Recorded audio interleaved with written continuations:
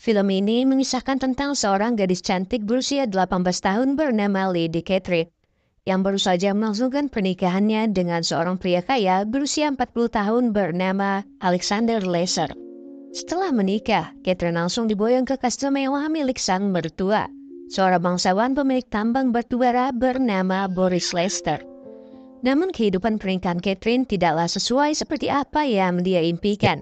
Alih-alih hidup bahagia bak putri kerajaan di rumah barunya itu, dia justru hidup layaknya tahanan penjara dengan aturan ketat yang dibuat oleh mertuanya, yaitu Boris Lester.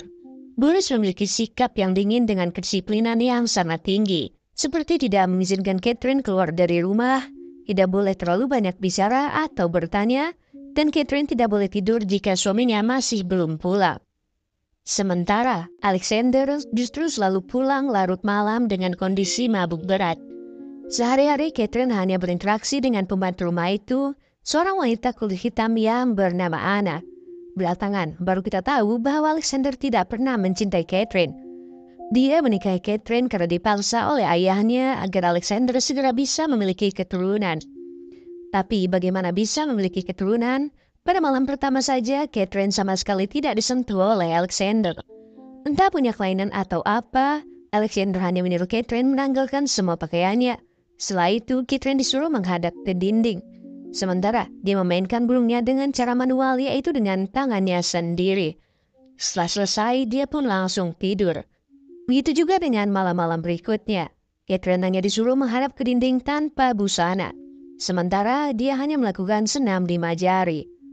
Catherine yang kebingungan dan tidak tahu harus bagaimana hanya mengikuti saja apa yang diperintahkan oleh suaminya. Pada suatu hari, Alexander mendadak harus pergi keluar kota karena ada ledakan pada salah satu tambang batubara mereka. Setelah Alexander pergi, Boris mewanti-wanti kepada Catherine agar tidak perlu keluar dari rumah dan tidak boleh melakukan apa-apa.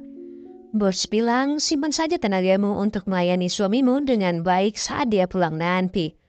Setelah suami dan mertuanya pergi, Catherine yang merasa bosan karena tidak ada teman yang bisa diajak bicara dan tidak punya kegiatan apapun.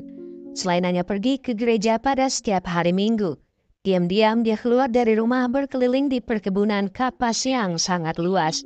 Pada suatu hari, Anna tidak datang ke kamar untuk melayaninya seperti biasa. Lalu dia memutuskan untuk mencarinya di luar rumah. Ternyata Anna dikerjai oleh tukang kebun anak buah suaminya.